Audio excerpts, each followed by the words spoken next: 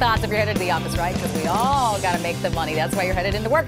Today is Money Monday, and we all need more of that green stuff. With half of Americans living paycheck to paycheck, most of us are looking for ways to increase our income. So we want to bring in Clint Arthur. Meet him, an entrepreneur, also the author of Speaking Game, 7-Figure Speaker Secrets Revealed.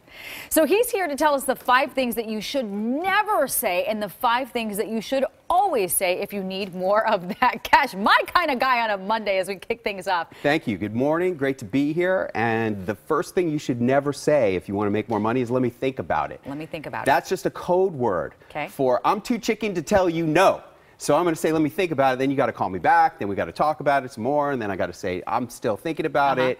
Stop wasting time and just tell people yes or no. I could see that. You could be perceived as having just a little bit of doubt as well. If you walk away from the conversation going, they got to think about it. Yeah, well, people know what they want, usually, and it's better to get to it. And on the other side of it, you should encourage people to make decisions and save everybody time by saying yes or no to you. If you say, let me think about it, or you should think about it, then that is code for I'm too chicken to ask you to make a decision. What about coulda, shoulda, woulda? That's like a Oftentimes line. we hear it doesn't exist. Well, that's like a line out of a Frank Sinatra song. Woulda, coulda, shoulda, and that's about regrets. Yeah.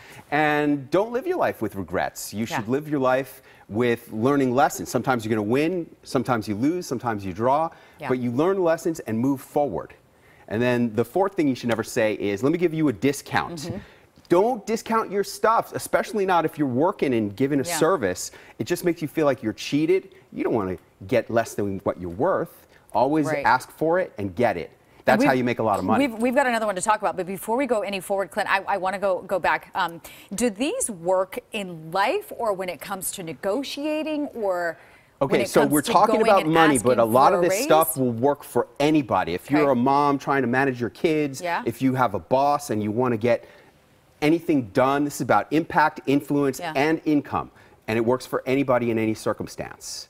So then So with that, Clint, can I have a discount? Yeah, can I have a discount? That is really a very tricky psychological thing because it means you don't think you're worth it. If you're a real baller, you just come in, you slap down the Amex, and you drive out in the Rolls Royce. You don't negotiate the price because you're worth whatever.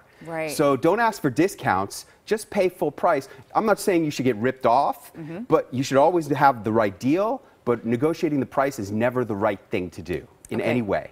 Now let's talk about the things you should always say. Sure. Your full name. Okay, this is extremely interesting. We were talking about this earlier. Use the example of calling the restaurant and making a reservation. Okay, so if I call up a restaurant, I say, hey, this is Clint Arthur. I'd like to come in at 8 o'clock with my wife for dinner. And they're thinking to themselves, well, I don't know who Clint Arthur is, but he must be important. He's got his full name. And if you think about the presidential elections, Hillary Clinton never called him Donald Trump. She only called him Donald because she was using a strategy to reduce his power, authority, and prestige. So if that's the opposite, you should always do the opposite of what she was doing, which is use the full name to get more power and prestige. That's how you get more money. Like you have more authority too, and there must be something subconscious going on because if I just say Rita, for example, last time I made a reservation, I'm like, yep, it's for Rita. A lot of it is about. If I say my first and last name, I'm like Rita Garcia. Yeah, you think you're more powerful, and that's a big component of making more money. The second thing you should always say if you want to make more money is, give me the money. Now, if you're trying to get your kid to clean their room, do you expect them to read your mind? No, you tell them, go clean your room, and they'll do it. And you'll probably get a lot more money in life if you tell people to give you the money. As opposed to saying, can I have a discount? Like asking a question. Instead, you go in there, you demand it. Well, as opposed to just expecting them to say, oh, I want that. Let me give you the money for that. Okay. You should make them decide and give you the money. Then the third thing you should always say, if you want to make more money, is I'm the only one in the world who can give this to you. Unless you can say that, you have a real problem because they're going to find somebody else who'll do it cheaper, or they'll just find somebody else that they like better or they think is prettier, and that will cut down the amount of money you make. And Clint, that's also a great way to set yourself apart, right? And let whoever it is you're talking to, let's say, for example, a boss, to let them know you are unique. This is why you need me.